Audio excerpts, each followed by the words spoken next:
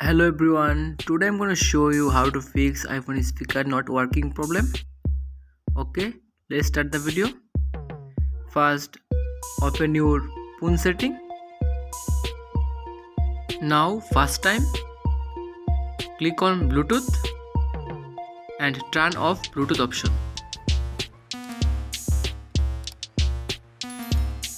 And click on back option.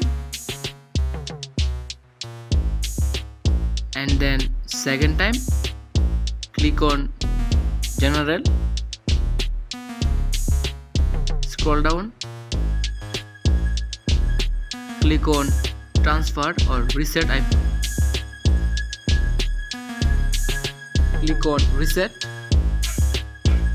and finally click on reset all settings.